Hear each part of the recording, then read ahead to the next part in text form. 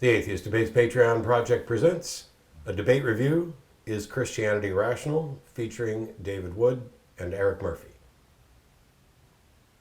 Hey, so this is slightly unusual because not only did I post a debate that I wasn't in, but I'm actually going to sit down and have a conversation with Eric Murphy, host of Talk Heathen, who did the debate. I didn't really do anything about it other than drive up with you and talk to you on the way there and the way back. Dude, it was really helpful. Thank you. You're very welcome. There are a few things to note kind of at the outset of this. I wanted to post it because I'm not the only debater that matters, but also I think there's a number of lessons to be learned in this particular debate. If for no other reason than some of you out there are like, oh, I could do that. That's, oh, I've debated online, or I've had interactions on a forum, or I had an argument with a friend. This was Eric's first public debate of this type in front of an audience. At a university, on a stage, and I had no idea how different it would be. And the thing is, if you watch the debate, which I posted prior to posting this, it's undeniable you were nervous and a little off. Yeah. But we know that's not who Eric is because we can watch him on Talk Heathen on Sundays, and so he's used to having these conversations. Doing it live. And I thought that experience would translate, and instead it was just a all new thing for me. And it's one of those questions I get quite often. People who've watched the Atheist Experience for a long time have a perception of me that doesn't necessarily match up with the perception they get when I'm doing a public debate. Mm-hmm. And I've talked about this before. There's a lot of different reasons for it, not the least of which is on the show, I usually have 5 other callers I can go to when something's not making progress. Whereas in a debate, you're stuck with whatever you get. So, yeah, we'll set aside the fact that Eric was nervous because that'll go away the more of these you end up doing. But I thought we'd start by talking about how this debate came about and what your thoughts were all the way up until we arrived up at the campus, because this isn't who you were supposed to debate originally. No, it wasn't. So at first, it was set up at Rogers State University. The Secular Student Alliance was fantastic, and we had talked about setting up a debate for a while. And so when they said, all right, we're going to start fundraising, we're going to do it, I was really, really excited. The first person I thought to reach out to is a caller who regularly calls into one of the other ACA shows, Truth Wanted. And I would have been the first actual debate that he would have been in. And, we would have kind of gone into that together. And his name's Dean Meadows. He's a nice guy. And so we'd originally set that up. He said, yes, okay, that's done. And a few weeks before the actual event, I got a call saying, hey, we teamed up with the Oklahoma Apologetics Alliance, sure, and they want to bring in David Wood. And I had no idea who that was. I didn't have any idea who that was either. Yeah, well, I looked it up, and I spoke to some peers. I talked to Shannon Q and Genetically Modified Skeptic, and they knew who he was. And sure. So I was like, oh, crap. And once you pointed out who it was, I realized, I was at least passingly familiar with this person. But I think one of the reasons why I didn't know that much about David is while he's done, 60 some odd debates, yeah, predominantly they seem to be him and a Muslim arguing. So you get that advantage where, okay, we're already going to begin with the fact that we both believe things that are supernatural or gaudy, etc. And now we're just arguing about which one of us, before I mentioned that it's kind of like he normally argues whether Superman is more powerful than Batman, and you're sitting there showing up to be the person who says this is a comic book. Yes, yeah. That's it exactly. And when I was doing research on it, when I was looking at his debates, it was just taking turns going, I don't like this thing about your book. My book says this.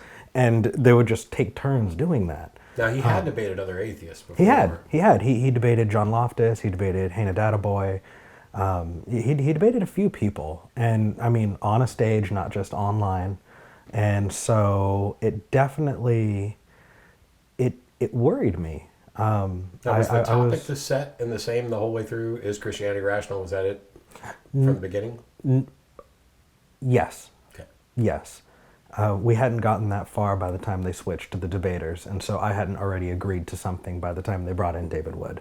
But David Wood insisted on, or from what I understand, he insisted on that being the topic. He wanted it to be, is it rational to believe Christian theism? And I said, let's change that to accept. I don't like that, the belief thing. I wouldn't go through that. And they said, okay. And I said, I'd like to go first. And so they said, okay. And yeah, we set it up. So we'll dig in more on the going first thing in a minute. But one of the things, you and I had a conversation, because I have a very good friend who I respect who's done a lot of debates, who would never debate the topic, is Christianity rational? Because from a philosophical perspective, there's this notion of if something's internally consistent, then it's rational. And that's something you actually addressed in your opening. Yeah. Without getting it, it would be nice to like put the debate up on a screen and go through and go, oh, look, here's where I said this and here's where I said that. But I thought it'd be more kind of educational for people who are trying to learn how to debate to set aside the specifics of what was argued to some extent and talk about the process. So you at some point decided that you were going to go first, and that means that you need to be laying out an argument or a case for either why accepting Christianity is irrational or why it cannot be considered rational. And those are slightly different, but you decided to focus on, I think, 3 of what you viewed as cornerstones of Christianity. So how'd you get there? Well, first kind of going back and addressing that. Yeah, I understand that you can say if it's internally consistent, it can be rational. But there's more to it. Mm-hmm. And I think the discussion about saying, well, I believe it because I just think it's right for me, that's not acceptable. You should be exploring the things that you believe, and you should be challenging yourself. And I saw that as a good enough leaping off point to be able to do that, and something I'm passionate about. So that's kind of where I went with that. And the 3 things that I chose was I wanted to talk about original sin, because original sin is a cornerstone of Christianity. Without sin, what are you being saved for? Right. All of that hinges on that. The idea is that you're sick and here's the medicine. So without it, it kind of falls apart. The next was not necessarily a cornerstone, but it really, really had me curious, and that was the idea of the Trinity. No matter how you parse it, I just couldn't get there. And honestly, I threw myself out there because if he was not Trinitarian, then okay, drop it. But he did, and I had my suspicion anyway. So I'm glad I stuck with that, because that one is just a really easy one to hit, and I think it's important enough to talk about. And then the last one that I did was the nature of the soul, and what is a soul? If you don't have a soul, there's no heaven or hell to go to after you die. If you don't have a soul, then what was Jesus saving?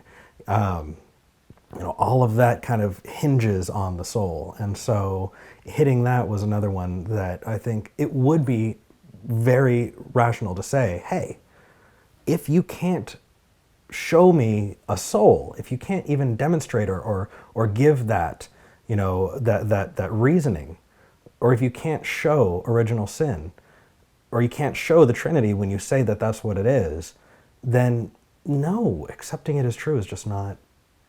So anyway, that was my reasoning. When he replied to, well, first of all, we'll get to what he said, because original sin was, he kind of shrugged it off as not necessarily a big deal, because, and I think from his perspective, if I do my best to think the way he would, it's not about whether or not you can explain original sin.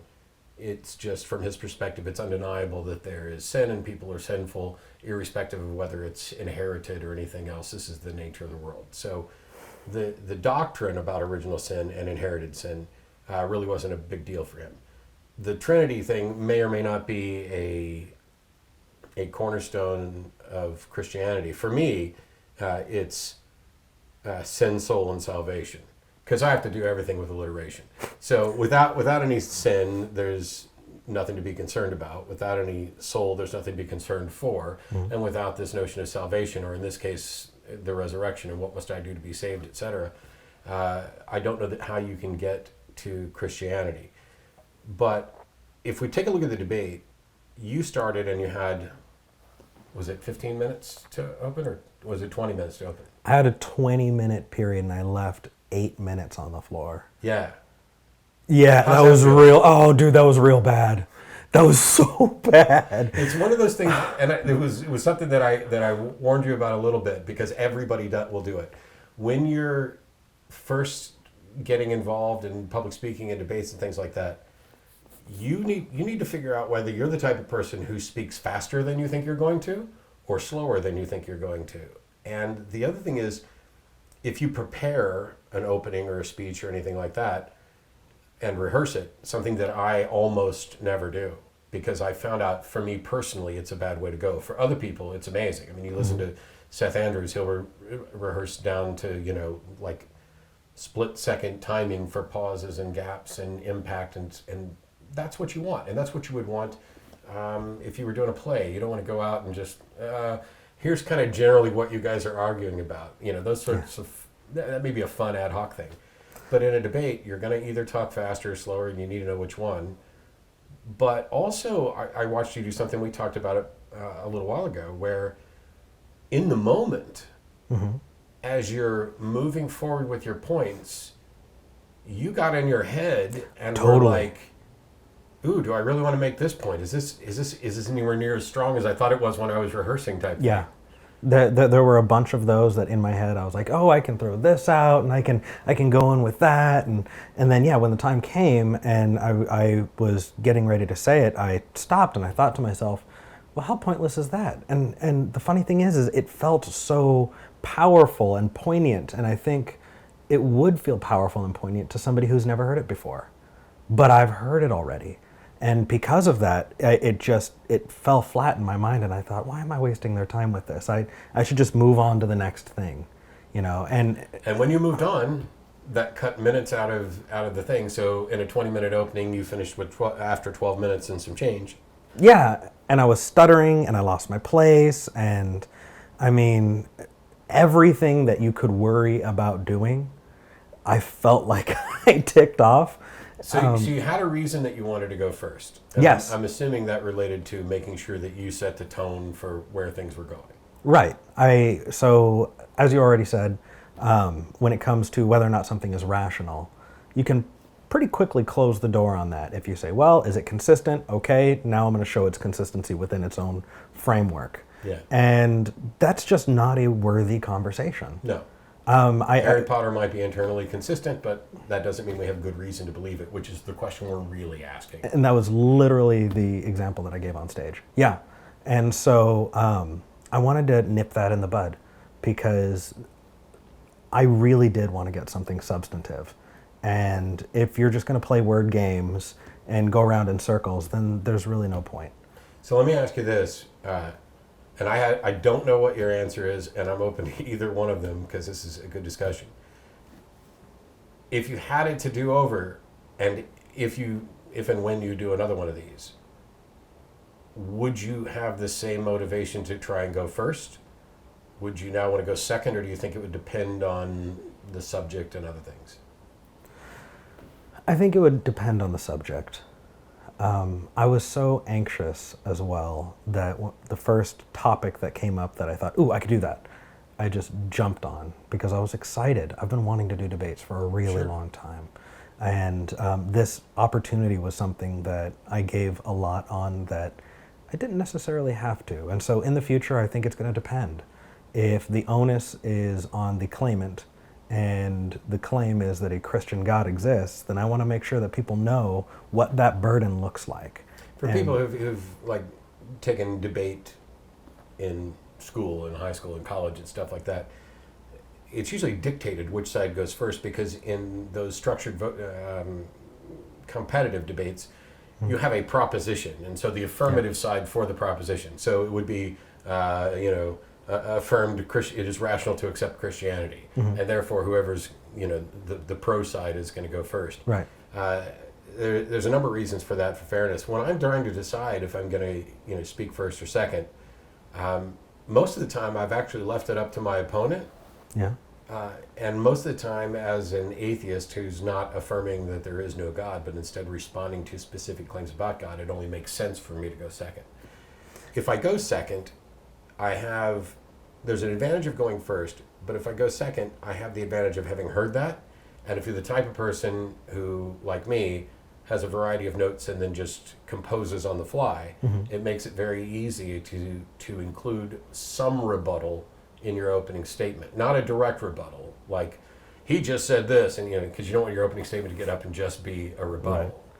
But you can frame things in such a way that you counteract some of the things they said. And similarly, if I decide to go first, there's only two things I'm focused on. What is the clearest presentation of my case, and what can I essentially shoot down before they ever say it? So like if I had to go first in this particular debate, not knowing what was coming, because we'll talk about his opening statement in a second, I had no idea that's what his opening statement was going to be. But if I had had any kind of inkling and was going first, I think the first thing I'd talk about is how personal testimony, while it may warm your heart and maybe an emotional appeal that people might run to, that doesn't make something rational. And so you did your opening statement, and then David got up and gave a 20-minute opening. He did, and just to throw that in there,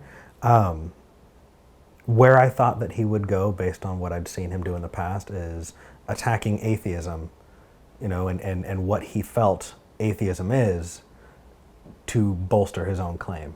Which curiously he does, but he does later. Yeah. And this is actually a good point for people as well. When I first started doing debates, actually the first big public debate I did was at UMBC against Father Hans Jacobsi on morality. I probably over-prepared for that one. I had copious notes and long openings and note cards and potential rebuttals to certain things. And despite that, on a radio show afterwards, somebody was interviewing him and said it seemed like Matt had never even thought about morality, which I found to be the most dishonest and amusing thing. But I quickly learned early on in debates, I didn't want to know who my opponent was, for fear that I would go see other debates that they'd done and prepare for those debates. Yeah. Or that I would see patterns in what that person does and I would prepare for them. Because for me, if I showed up prepared to debate that person, that was somehow dishonest. That instead I should be preparing to debate the issues. Right. And the person should be irrelevant. I've since changed my mind on that a little bit. I'd like to know if my opponent's going to do something particularly repetitive. But in this case, you expected something that you did not get. Not at first. Well, his opening statement was a 20-minute personal testimony. That was not a statement at all. It had nothing to do with the entire subject of the debate. And so you and I have seen his personal testimony on his YouTube channel. Mm-hmm. He used the script. Yeah, it was almost word for word, or close enough, which is fine. I mean, he can do that, and he can opt as that being his opening statement. But what it means is he presented one argument, which is Christianity improved my life, therefore it's rational to believe Christianity. That in a nutshell was his opening statement about, he's psychopathic and he has these other things and he was an atheist and he was anti-this and he's in prison and he's got a cellmate who's preaching at him. And finally, after a lot of fasting, he breaks down and prays and his life has changed after that. Yeah. Being in prison, starving, and being primed by having these conversations with that is the time to make life decisions about what's true in the world. It's just, yeah. Now, one of the things that people know about the two of us is that you're a much nicer person than I am. It's undeniable that Eric Murphy is much nicer than I am. Well, because if I would have gotten up for my first rebuttal, I think the first words out of my mouth would have been something slightly more respectful than "cool story, bro." Dude, I almost. Oh my gosh! And I'm starting to see why you get the way you get, and I'm actively wanting to make sure that my approach is still different and still unique to myself, because you get tired of it. You see people who will start to dive into something that you recognize already is absolutely irrelevant or dishonest. Well, that's actually an important point that everybody can benefit from, because they know we're friends. You know, we work here at the ACA, and yes, you and I talked about this debate before doing it, but the whole reason for doing the Atheist Debates project is to allow people to learn from other people's mistakes so that they can get better at it. And at no point am I encouraging or trying to create little mini-me's running around doing debates. I like the fact that you and I have different styles. Yeah. Otherwise, because there were, despite the fact that this was not by any standard a good debate, in the sense that you had an opponent who gave you virtually nothing to work with at the beginning, and it was your first, there were still things to be learned. And I actually learned quite a few things during the debate about, if nothing else, watching and listening to audiences' reactions to somebody with a different style, saying, oh, that's a really good question. And by the way, we didn't include the Q&A on the full debate because the audience wasn't mic'd, first of all. Yeah, and I listened to the quality of what was picked up, and it was a little rough. Yeah, it maybe we posted the Q&A at a different time. Okay. So you're there, and you're sitting there, and he gives this opening. What's running through your head during his 20 minutes about what you're going to say next? So at first I was kind of flabbergasted, and as he was going through, I was like, holy crap, okay, this is his video. And so I kept tabs in my mind to make sure that is what he was doing. And then anytime he brought up, well, I was an atheist and I thought this, okay, right, okay, that's something I can talk about, and oh, well, this was convincing. Oh, okay, that's another thing I can grab. But really what struck me as really important to talk about was mental health. That's something that's really, really close to my heart. And I know that is off topic for the debate, but no.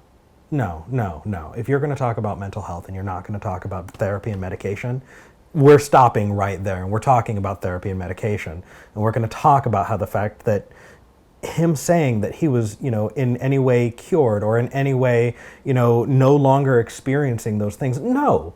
If he was diagnosed psychopathic and he still has that diagnosis, that means it's something he suffers with every day, in the same way that I suffer with my depression every single day. It's not like it goes away. You just live the most fulfilled life you can with what you have, and you do your best with it. And so I think the fury that I had at that was really something that I was trying not to cloud my mind with, because it just...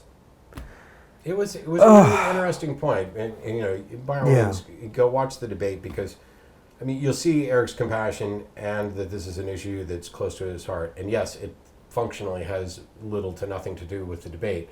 But I don't think there was too much time spent on it, and I don't think it turned into a big distraction. I think, if anything, it showed a functional difference in how two people view the world.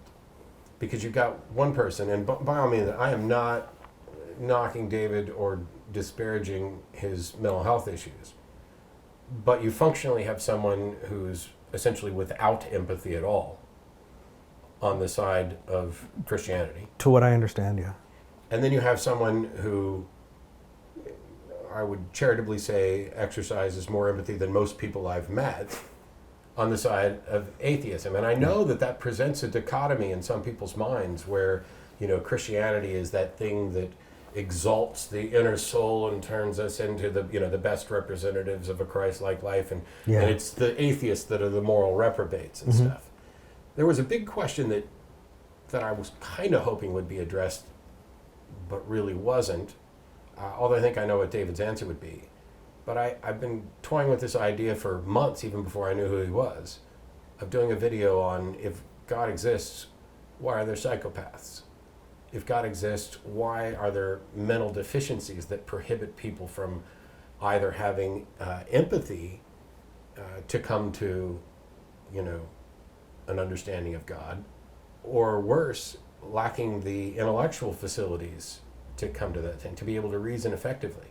Yes, you can, no matter what someone's IQ or knowledge level is, you can convince them either that God is real or that God is not real. Right. But when you're talking about rationality being the cornerstone of this, and this is what the debate's about, how does it make sense to have a world where there are people who are simply incapable of exercising rational thought to a degree that they can make a reasonable conclusion about this? I was kind of wondering if it was going to go there at some point.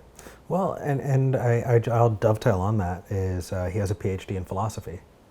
And so do you need a PhD in philosophy to get there? But it appeared that... But he didn't have that PhD in philosophy when he had his fasting come to Jesus moment. That's true. That's true. It's not the arguments from philosophy that ultimately convinced him. No. And that puts me in the position where, once again, I'm looking at someone who appears to have led the evidence towards their foregone conclusion instead of following the evidence. Right. So we got probably a handful of minutes left to talk about this. Okay. And there's tons more to potentially get to right. Without going near the Q&A. In your mind, mm-hmm. both if you had to debate David again, what would you do differently? And then if you had to debate someone else on the subject that doesn't have David's testimony and mental health issues there, how would that change how you'd address the subject? I think that when I went up the second and third and fourth times after the intro, I became much more comfortable.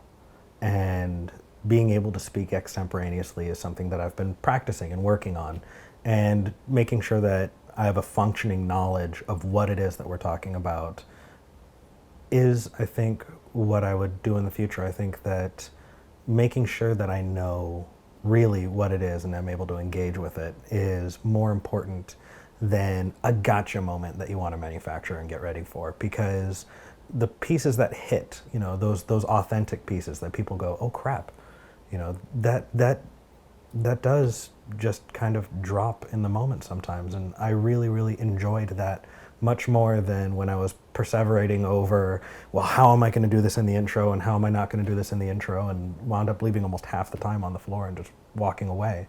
And so I think next time I'm not going to worry as much about the opponent unless, obviously find out who it is and make sure they're... It makes me wonder, having had the same experience, I remember stepping up to do my opening remarks at my first debate. Mm-hmm. And without realizing it, one of the things that was going through my head was, okay, you've done a TV show where you take on, know-nothing callers, and now you're actually up here with someone who's got some demonstrated expertise. And what if they just present this amazing argument that you have no rebuttal to? What if I convert right here on the stage because it's so good? That kind of thing plays in your head of, how well do I actually understand this? And it's a time thing where you get to a point. Like, I would be floored if I ever hear a truly original argument for the existence of God in my lifetime. Yeah. And even the ones that think they've come up with something novel, having done it so long, it's usually pretty easy for me to quickly say, oh, this is a version of this. Right. And the way we go about doing that is by categorizing the arguments. People will say, oh, it's the moral argument. No. Moral arguments are a category, and there are a number of them underneath. And then there are ontological arguments and teleological arguments, etc. Getting familiar with the structure of those helps you identify where roughly that opponent's argument is. And then you get something like this, where in the opening, testimony. Yeah. Then later on, there was discussion of determinism and free will and your brain fizz. Mm-hmm. That sounded almost like what Matzlick and some others might use.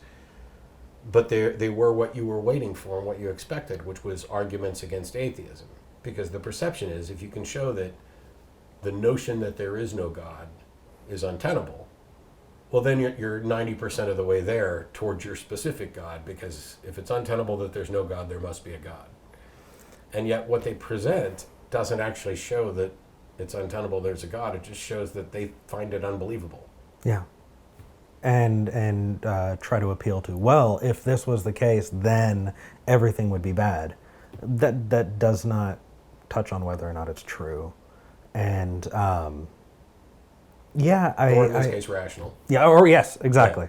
Yeah. I really thought that time, that screen time, would be something that would be comforting and all of that. And no, not at all. When I looked out on a different ballgame. There's an entire auditorium of people, and they're all just, and you're sitting there thinking, this needs to be at a much higher caliber than I've ever done. And then my opponent spoke up, and then I felt like I was back in a comfortable area, because then I realized, it's not.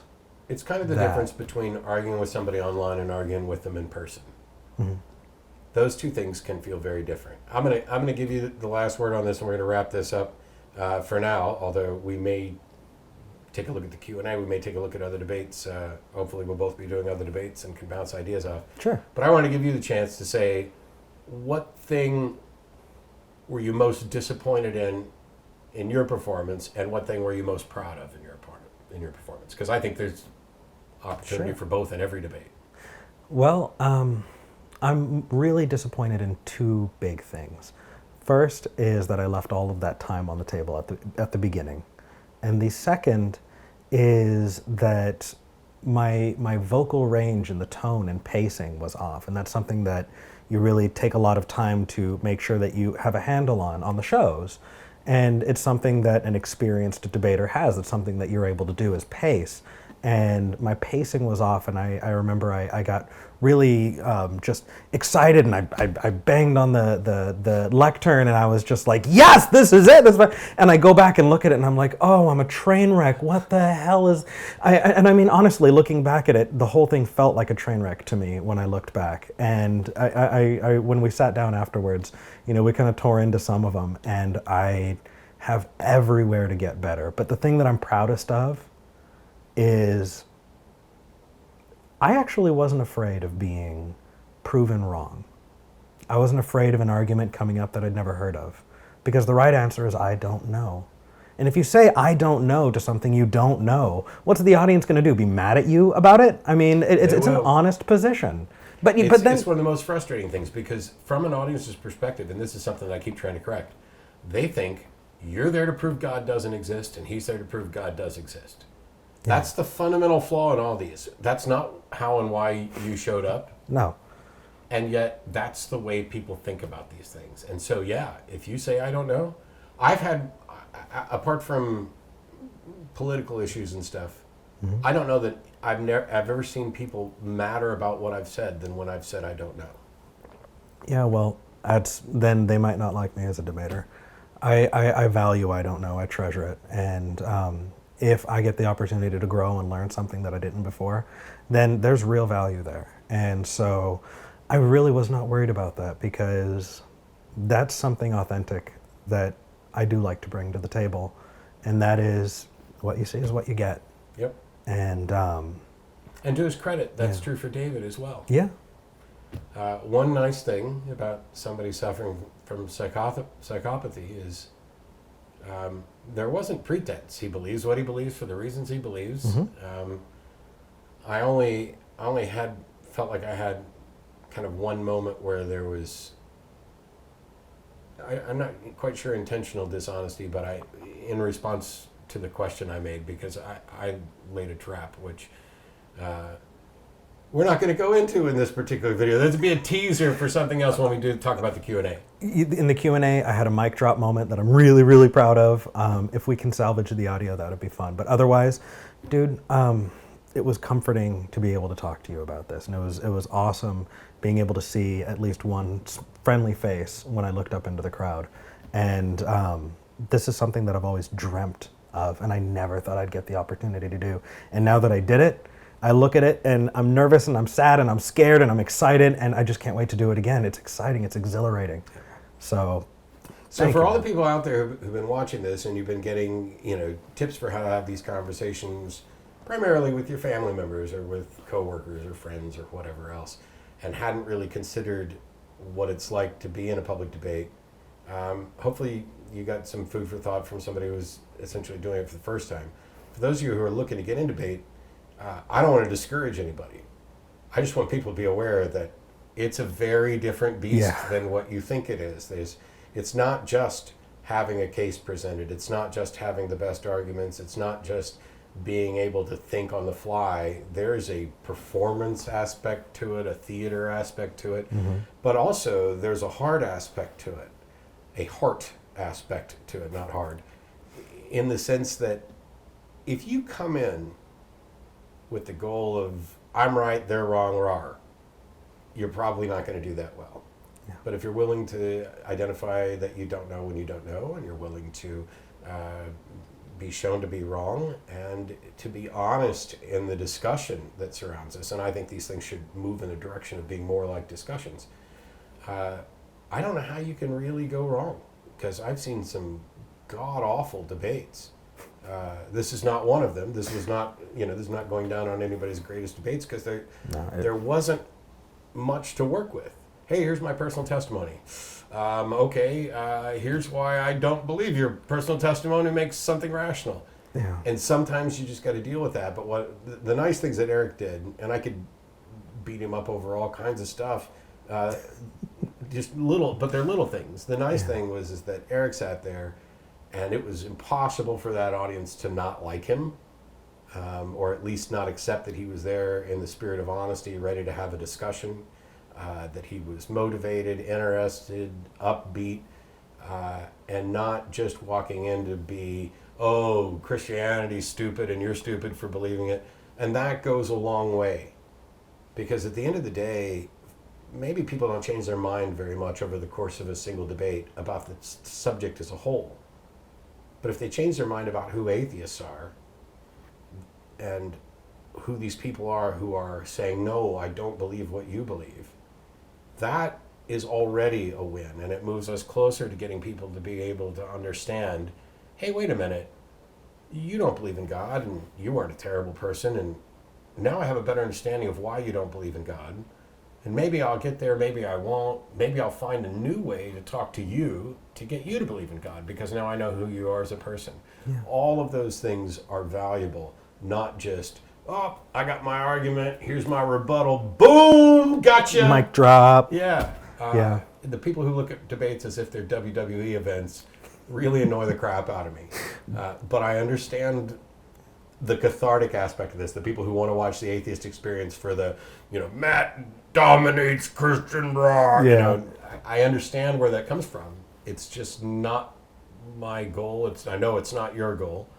No. And I think that when people start to see a variety of these debates going, oh, now I have a better understanding of what we're really trying to accomplish. And it's not just we're right, you're wrong. And where we are wrong, I mean, watch the debate and put it in the comments. Rake me over the coals. I'm not going to disagree and turn around and be angry or anything like that. I consider it trying to make me better, and I want to be better. I want to keep doing it. So... On that note, thanks a bunch. Dude, thank you so much. Always pleasure to have you hanging out. We'll see you next time. I don't know exactly what all I've got coming up next month, but I know that I'm working on a debate with the Bible and Beer Consortium that's supposed to take place here in Austin, and it is not about religion or atheism at all. Really? Yeah. Oh, there's a teaser. Yeah, it's going to be fun. We'll see you next time. Bye-bye. This video is made possible by supporters of the Atheist Debates Patreon project. You can find more information and add your support at patreon.com/atheistdebates.